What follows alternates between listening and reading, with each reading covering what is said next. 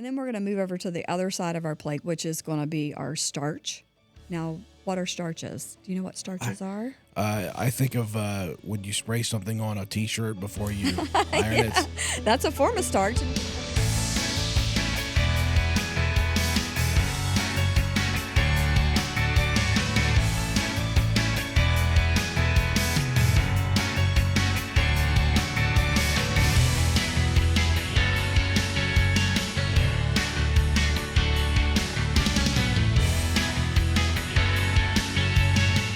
Welcome in, folks, to another episode of the For Your Health podcast brought to you by Roane General Hospital.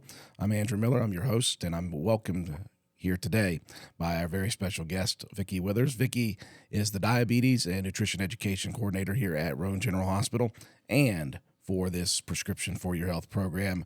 Vickie, we've talked before, but thank you for joining us once again. Thank you for having me. Looking forward to it. Now, what people see, obviously, right now is you've got a lot of food laid out in front of you. Well, I thought it was real food when I walked in. I was actually kind of hungry, and it got me excited, and then I found out these are props for you. Yes. What we're going to talk about today is something called the plate method. Yes. And this is something that you utilize in the Prescription for Your Health program when you have people come in and talk to you about what I consider to be probably the most important part of the Prescription for Your Health program, the most important part, whether you're even in the program or not, of health and wellness, and that is eating properly. Yes. A proper diet.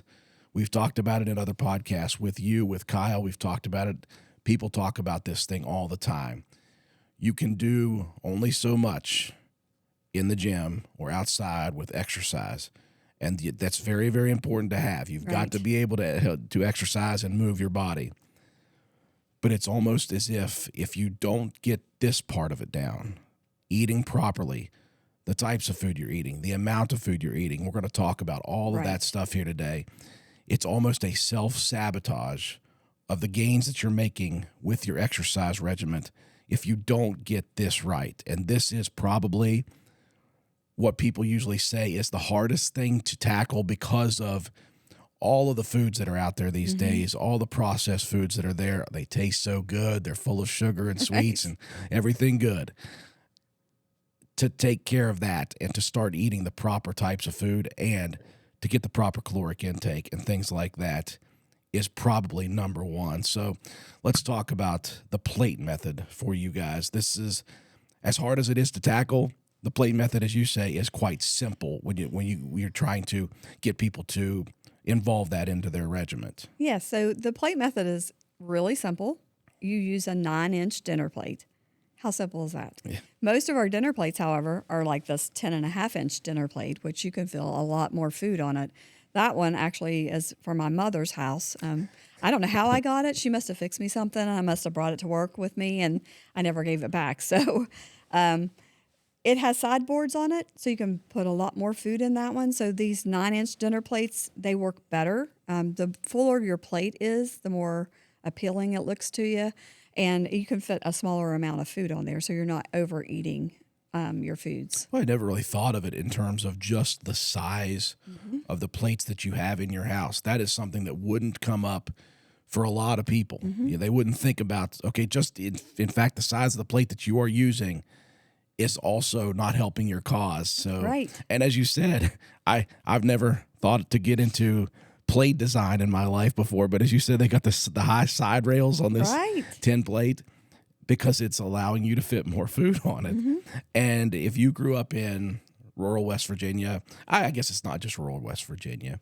If you grew up with parents who said, you better clean that plate or else, that's something that obviously is probably not the best thing nowadays. So we'll talk about some portion control. We'll talk about the types of food that you need to eat. But it quite simply comes down to get a smaller plate. Yes, that's the easiest way to do, as well as your bowls and your cups. I know we talked about in our earlier podcast about the guy who ate a bowl of cereal, but his bowl was the serving bowl that you would use on your dinner table, not a bowl that we would use for our cereal at home. So it does matter about what size of the plates and cups and saucers and that kind of stuff you use. You know what I think about people don't understand that really. A lot of people don't think about that. They don't think of the size of the plates or the bowls or the cups, the glasses that they're using. But it truly is a very important part of learning how to properly feed yourself and to get the right amount of food that you need. Now, I follow a lot of different influencers on social media, and a lot of them are talking about, well, here's a scale, weigh out your food in grams, do this and this and this.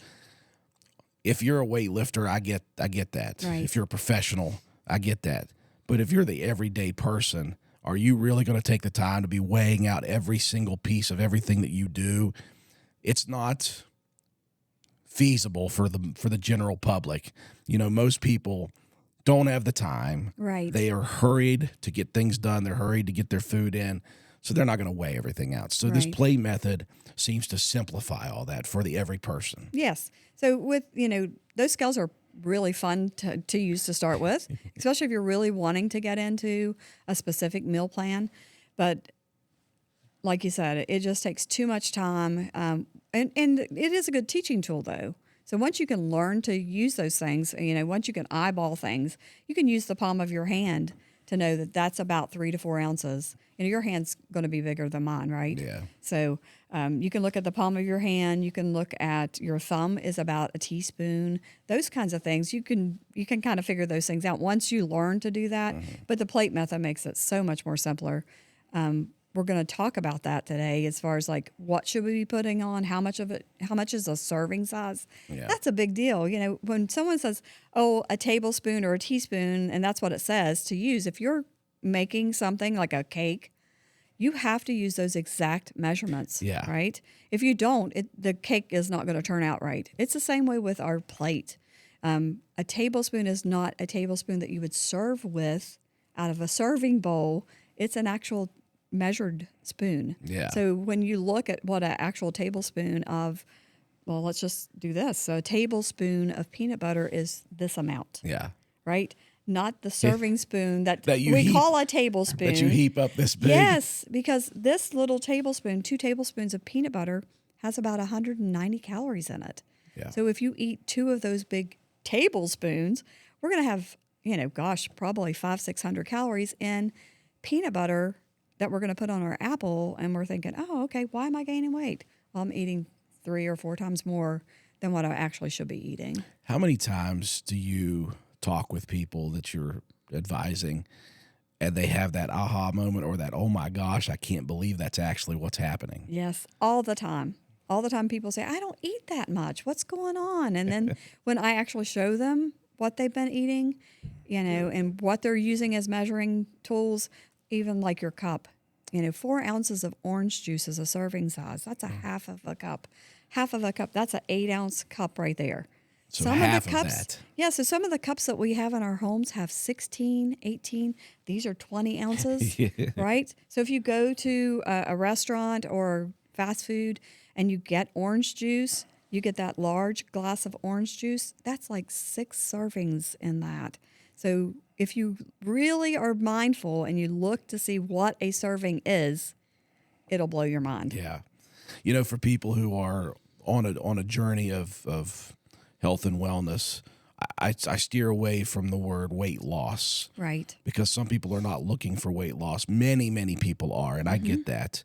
So for the people who are trying to change their body and trying to lose weight on top of gain some muscle, all that stuff, one of the things that is it's just natural to your body, you must be in what they call a calorie deficit, a caloric deficit to lose weight, to burn fat off.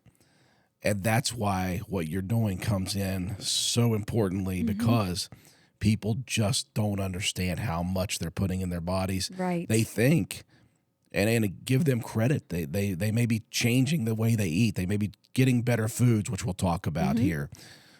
But still, they may be putting way too much of it in their bodies. Right. And so those calorie deficits turn into surpluses very quickly. So if you want to just all this food that I have here, and we've got 3 full meals and we've got 2 snacks, do not add up to the calories, fat, sugar that's in this one fast food meal. So if you think about, okay, I only eat a couple times a week at a Yep. fast food restaurant, some of those restaurants, just a single burger with some French fries and a chocolate milkshake can put you more than what your entire day would be. And you think about the volume of food too.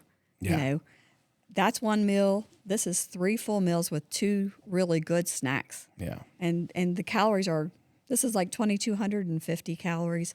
That's about 2,500 calories. Yeah. So one time we're sitting down and we're eating that food, you know, when we could have all of this for that. So it makes a big difference when you're looking at it. They're trying to get people to understand what they're putting in their bodies. Yes. And I understand that people, generally speaking, a lot of people are busy. They're rushed a lot. It's just so simple to go through the drive-thru real quick.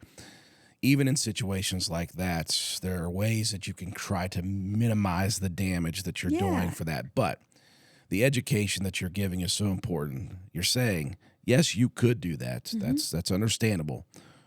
Or you could take a little bit of extra time and get so much more food Right. spread out over the days, and it's better for you. It's the right way to put it in.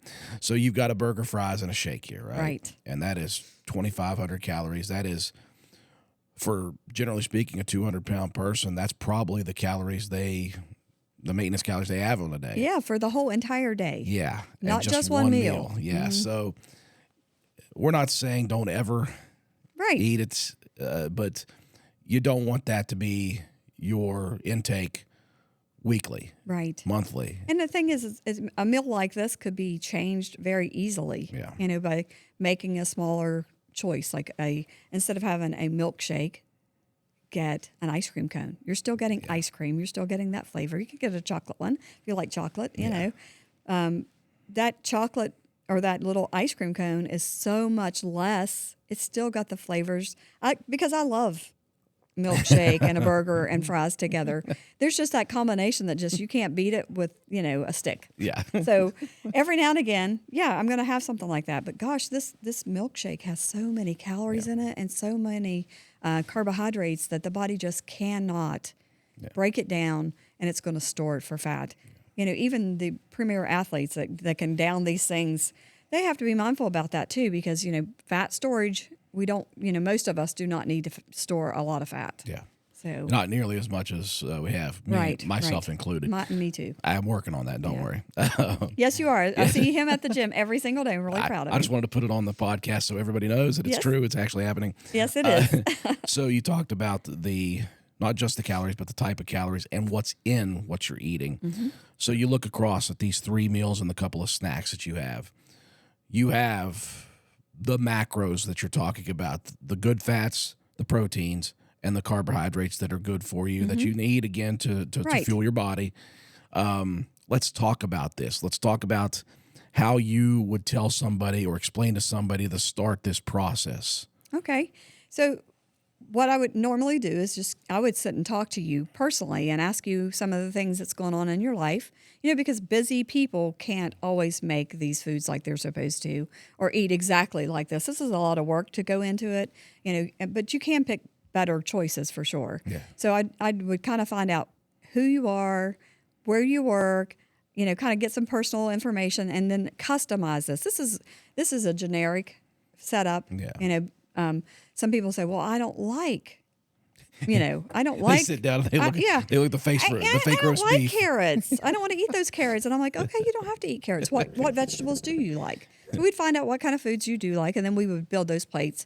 I normally always have them sitting out, but then I have a bunch of other foods over on the side. Oh, yeah, I've got tons of props. I've got cookies, candies, cakes, ice cream, and we'll talk about how to fit those into your meal plan as well. But I would talk to the patient, find out what kind of foods they like. You know, there's allergies. People have allergies, and there are certain things they can't eat. You know, like you're supposed to have a milk serving a couple times a day. Some people are lactose intolerant. Guess what? They make lactose-free milks. Yes. They're ultra-filtered. So there is ways of getting the same thing, but in a different form. Yeah. And then some people just don't like the taste of it. Like I'm a big advocate for cottage cheese because it's such a powerful, great nutrient. Yeah. And it's quick and easy. You don't have to cook anything. You can just throw it on with whatever you're eating, Yeah. especially with your fruits and vegetables. So but some people just can't They do can't the get by. texture. They just cannot do it. So if they can't do cottage cheese, then we remove the cottage cheese and we find something else. Well, I'm very thankful. I like cottage cheese. Yeah, I'll me just eat it too. out of the thing. Out Yeah, I of the tub, love so. it. And you can blend it. You can mix it in, and there's all kinds of ways Again, of I using follow it. these influencers. It's almost overwhelming. Yes. But in a kind of a decent way, because if you're looking to try to eat well and you get into a zone where you're just eating sort of the same things over and over again because it's just comfortable to do that the right way, you're going to get bored of that eventually. Right. So it's kind of neat to see these people and they're utilizing all of this stuff Right. and the ways they can utilize it to make things happen. I saw, not to get off on a tangent, Okay. I saw somebody make pancakes. Now, they made these pancakes with free range farm fresh eggs, Right. cottage cheese, Yes. protein powder, Yes. and I think maybe a little bit of that milk, just like the very, very. They made pancakes out of this, and they're like, "Yeah, okay, so it's not your traditional pancakes, but you Right. can find ways to do stuff like that." Cottage cheese is really good. It's blendable. You can put it in lots of things. I make cottage cheese ice cream. Really? Right? Okay. It was fantastic. The problem with that cottage cheese ice cream once you set it, like you have to go in, mix it and things, Yeah. and you put it in the freezer, and then you have to go back in and keep stirring it occasionally. Yeah. It gets to the consistency that you like. I made the mistake of making the entire tub because I thought, oh, one and done, right? Yeah. For me, it was a little bit too hard, Yeah. and it wasn't the right consistency after it froze for like a couple of days. Yeah. So it's, but it is doable. So what I did learn was to make a small amount, just what I was going to eat for that afternoon or Yes. snack. But it's really good. It was really good, and I would. If you couldn't have paid me 10 years to do something like that at all. But being open-minded about trying new things too. Every 7 years, your taste buds change. So if you didn't like broccoli, try it again. Yeah. Try to cooked a different way, blend it and put it in something. So in the same way with cottage cheese. Well, as I sit here and I talk with you and I say, well, I see these influencers online. Okay, that's a big deal these days. Mm-hmm. And that can be overwhelming because you follow these people on social media and then you just scroll through and there's more and there's more and there's more and there's this information and there's more information and there's more. Let's say somebody like me comes into you for the first time and they're just chatting away like, well, I saw this and I saw this and I saw this and I saw this and it's overwhelming and I don't really know where to start. Mm-hmm. Do you start simple with these people when it comes to like the meats, the proteins, the carbs, and the fats? Yeah. So what we do is we do the plate method for the very first time when you come in because it is a basis of getting all the nutrients that the body needs. Okay. So these meals are set up to where you're going to get most of everything that you need just by simply filling your plate up. So half your plate. This is a diabetes plate, and this is why I set this up this way. I like the fact that you get more vegetables in the diabetes meal plan or the plate method because we don't get enough of these. Okay. So even starting on this side of the plate makes a difference in how your body reacts to what you're eating. So if we start on this side of the plate where we have half of our plate full of non-starchy vegetables, and this is the old plate method. There's a new plate method where they put, like if you were doing just a regular plate method, they would put the fruit actually on the plate itself. Okay. But I think that there's so much benefit in these vegetables because there's lots of protein or lots of fiber in them. And fiber stops the breakdown of your carbohydrates. And it causes the body to use them the way it's supposed to. So, As fuel. yes. So if we start here, so fiber, what it kind of does is like it wraps around the carbohydrate and it doesn't make the body break it down as fast. Okay. So carbohydrates break down in like 15 minutes in the body. If it's a liquid carb, it's already broken down. So the body doesn't have to chew. If it doesn't have to chew anything, it'll go straight into the system, and it's broken down and you really don't have time to get the nutrients out of it. Yeah. So why it's so important to start on this side of your plate is because these are fiber rich. Yeah. Okay, they've got lots of vitamins and minerals. There's protein in your vegetables too. People don't know that, but there is. And they're very, very, very low in calories. Yeah. Some of these vegetables are only 30 calories for a whole entire cup. Yeah. Okay, the starchier vegetables like we could talk about these. So the non-starchy vegetables have, between 30 and 50 calories, depending on what you put on them, of course. Butter and cheese and that kind of stuff's going to add more. But around 30 to 50 calories per cup. A half cup of mashed potatoes is 150 calories. Yeah. So you could eat 3 full cups of these non-starchy vegetables. Let's say if it's 30, it's only 90 calories. Big difference. If you're trying to lose weight or you're trying to maintain or trying to do anything, you're going to want to fill up on these non-starchy vegetables. That's the bang for the buck, right? Yeah, half the battle is getting full. Yes. Finding out how you can get full. And guess what fiber properly. does? Fiber makes you feel fuller faster. So if we start on this side of the plate, now does that mean we have to clear off all these? No. So we eat some of these and then we go to our protein. Protein also takes 4 hours to break down. So it takes a long time to break down in the body.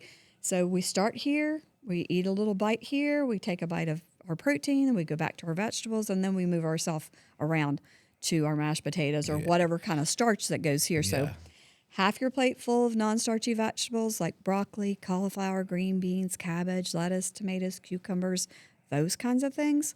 We're going to fill up on those. We're going to really be beneficial for those. Then we're going to have our protein source. That's the other quarter of the plate. Yeah. That's going to be any kind of meat that you want to eat. So it could be beef, pork, chicken. Fish is really fantastic. We don't get enough fish in our diet, especially where we live, because we don't have a source of fresh fish. Nuts, seeds, cheese, cottage cheese, those are all protein sources. Peanut butter is a protein source. So you can put that here on the side of your plate. Today we're using roast beef, which is really good. Yeah. It could be chicken, it could be whatever. And then we're going to move over to the other side of our plate, which is going to be our starch. Now, what are starches? Do you know what starches are? I think of when you spray something on a T-shirt before you iron it. That's a form of starch. And you know how when we were kids, my mom used to make, she would boil the potatoes and save the water. And that would be the starch. Okay, it pulled it out. She would save that water, and we would make wallpaper paste out of that. And we'd put wallpaper up with it because back when I was a kid, they didn't have the pre-stick wallpaper. So she would save the water from that to do that. So it's kind of fun. But yeah, this is going to be where your starches go. That's going to be your potatoes, peas, and corn. Those are the vegetables that are high in starch. And then it's also going to be your pasta, your rice, and your bread. Okay. So those are all really high in starch too. The serving sizes for those are small. Like we said over here with these non-starchy vegetables, we can have, if it's non-starchy, you can have 3 cups for a serving. Yeah. If it's not cooked, about 1.5 cups if it is cooked, or 2 cups would be perfectly fine. But for your starches, a half cup of mashed potatoes or a small baked potato about the size of the palm of your hand. And then for your peas in the shell, over here on the non-starchy, peas out of the shell. Really? Over here. Guess why? I couldn't tell you. Because we take the fiber away in that husk. That's that pea pod. Yeah. Is where all the fiber is. So once you remove the pod, if it's in the pod, it stays here. If it's out of the pod, it goes here. That's something that I would not have thought of. Yeah, it's crazy, isn't it? Yeah. So it's the same foods, and it's going to go over here. A lot of people think carrots are starchy as well. They are not. Because they're sweet doesn't mean that they're a starch. Okay. So our vegetables have a little. It just depends on the food, and that's where you come in again. Right. You've got the information. You've got these lists of things that are proper, and you can help people work through that. So you talk about that first meal there. That's, as you said, it was a base for diabetes. Yeah, because I put more vegetables on the plate. For a standard one, we would have a serving, like a cup and a half of our vegetables, and then we'd also add our fruit onto that. Okay. So let's talk about when to eat. Okay. What you're supposed to eat. And I mentioned before we came on here about macros and micros, macronutrients and micronutrients. The macronutrients are the big 3, we call them: the proteins, the fats, and the carbohydrates. Yeah. Those are the macros. Right. And you obviously need a little bit of all of those. When do you need to get them? How do you need to get them? Well, what do you do? We need them at every meal, because our bodies are going to run out of fuel, and we want to make sure we're getting the right amount. So do you have to eat 3 meals a day? No. Can you do intermediate fasting? Absolutely. Some bodies work really well on that. Some bodies don't. Patients who have diabetes, it's really better if they eat 3 smaller meals and then have a couple snacks during the day. Not necessarily, though. I have patients who do really well. It's individual. I might be able to. Well, I can't. I can't fast. I've tried it. I get too shaky and nervous, and I get up at 4 o'clock in the morning. So if I wait till noon, I'm like, There's no I way. need something to eat because I'm too busy. People who have a lot of energy or are really working hard and that kind of stuff. Some people do well fasting. Some people don't. Yeah. So when to eat depends on you. Okay. I eat breakfast, I eat lunch, I eat dinner, and I normally always have at least one snack a day. Snacks can add extra calories. Snacks are not necessary if you're getting the right nutrients in your meal planning. Yeah. But sometimes you get hungry because you're not eating the right things. We're not always going to eat the right foods, right? Like, for instance, bacon. Bacon's a big thing. Do you eat bacon? I eat a lot of bacon. Yeah. It tastes wonderful, but do you know how much calories are in it?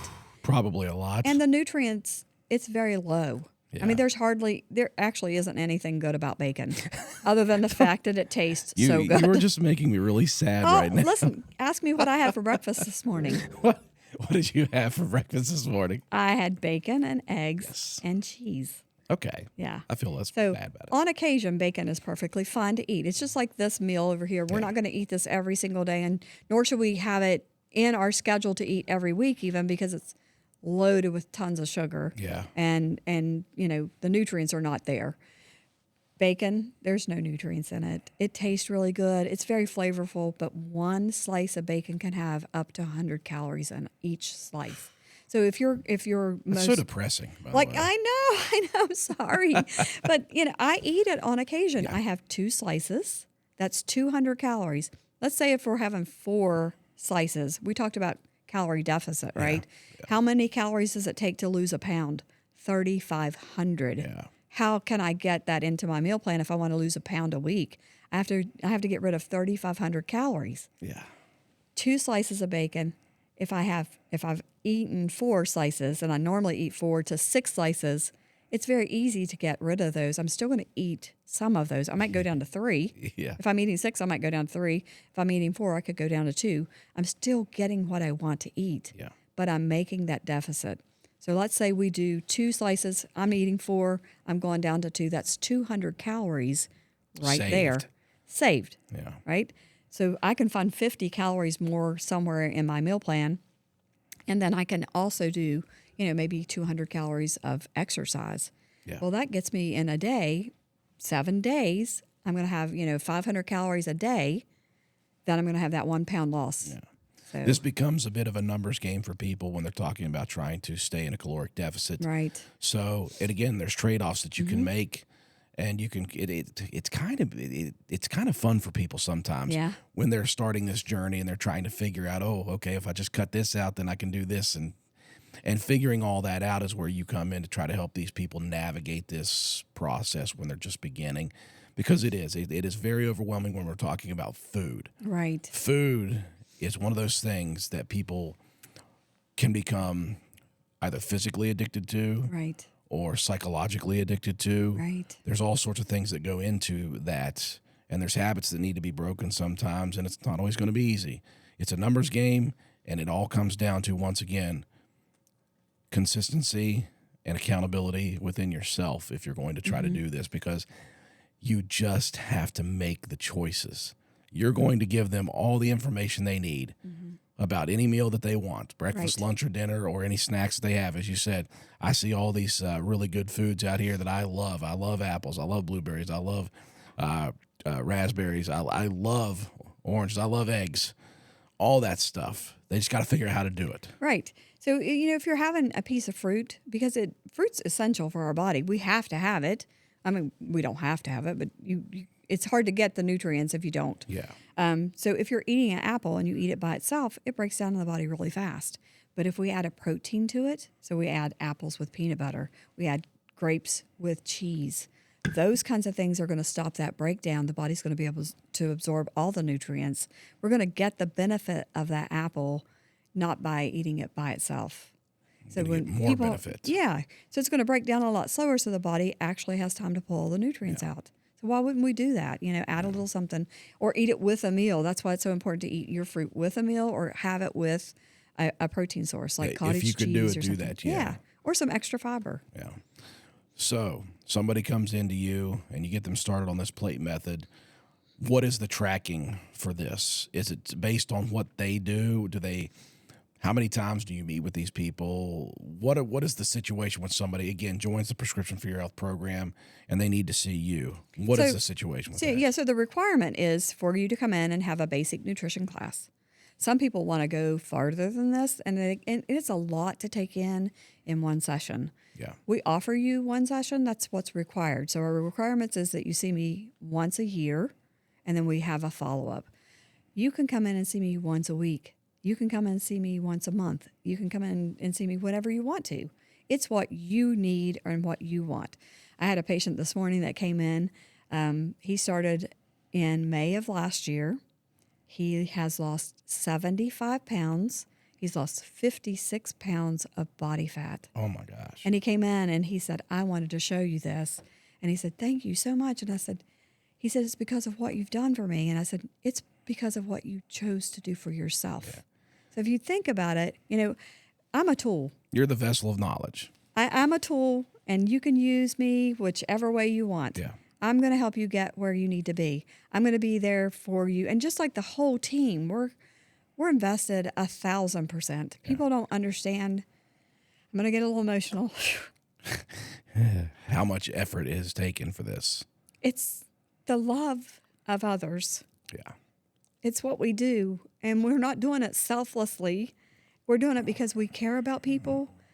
Like, you're going to talk to Doug. Doug, the very first podcast, he was very brutally honest about himself. Yes. And about this program. And I admire him so much. There's not probably another company on this planet that has a CEO who knows every person in his company. He takes the time. He's vested in us, which makes us vested in our people and our work that we're doing. So come see us. Yeah. It's such a simple thing to do. We're not going to jump on you. I mean, I eat cookies, I eat cake. I try not to eat it very often. I did a whole 40 days without any sugar. It was great. But the day that I could eat it, I had 2 cookies and I had something else, and then I was like sick. It was like a 30-minute session of eating the cookie, just nice and slow. Oh, well, the first one I heated it up in the microwave.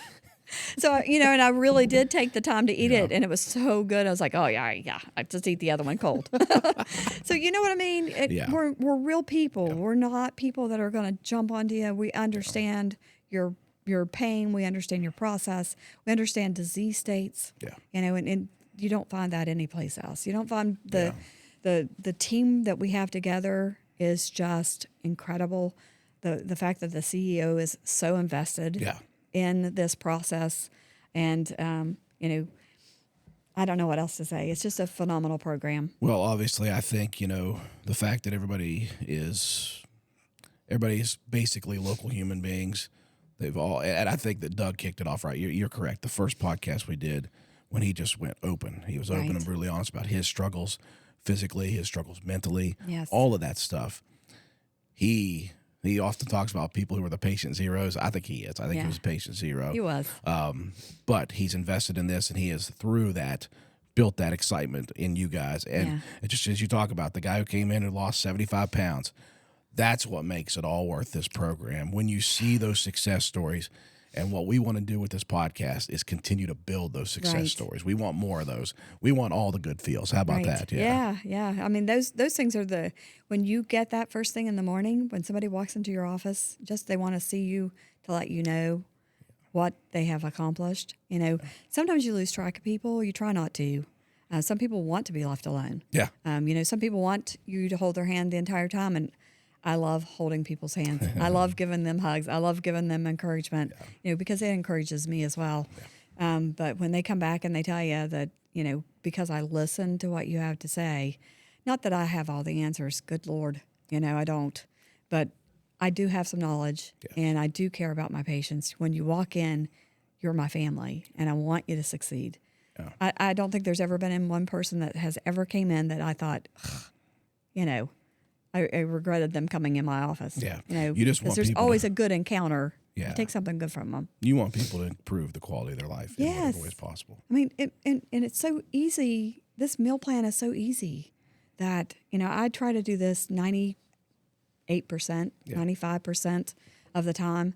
And I do deeper dives too. Like I will hear these podcasts and, these other influencers and stuff like that. And I'll think, is that true? Because, my patients are going to come and tell me, hey, so-and-so said. I'm like, okay, let me see if it's real or not. Yeah. Let me do the investigation because it is hard to find out if it's true or not. Yeah. So what we want to try to do is eat whole foods, natural foods, things that are God-made, natural, not man-made, not manipulated. Yeah. Those are hard to find nowadays, So somebody always told me, stay on the outside of the grocery store. Correct. Stay on the perimeter. But you know what? They've moved some of the things into the perimeter now. So we've got to rethink we got to rethink it. Well, the retailers, they have people that go in and do all this research to find out where are the people. So when you go to our local stores, I'm not going to mention any names, but when you go there, they've now moved all the candy right in front. So when you're going to the checkout, you've got this big long line. Sneaky people. Oh yeah, well but listen, what is their job? They're really good at their job, and that's the same thing that we're really good at our jobs. Yeah. We really care about people, and we want to be invested in you 100%. So, it is hard. Yeah. Nutrition is probably one of the hardest things because if you drink too much, you can always stop drinking. If you smoke, you can quit. You cannot stop eating. It's the one thing that if you stop eating, you're not going to be here very long. Yeah. So we have to have a love relationship with our food. Yeah. We eat to live or live to eat. Yeah. Right? We've got to find the right way to do it. And that's where you come in. Yeah. Vickie, it's been a great time talking with you. As always, it is. And again, she's a wealth of knowledge, folks. If you are interested in getting involved with a prescription for your health program, be it in any way, shape, or form, they've got so many resources for you guys. And as I said at the outset of this podcast, this is probably the most important. Probably 80% of the gains that you'll make come from proper nutrition, eating the right things, eating the right amount of things, and eating them at the right times. Great stuff. And number one, get 9-inch plates, folks. How about that? Vickie, thank you so much. Thank you. That's another episode of For Your Health. And I tell you what, I am so excited to eat some of this fake food now.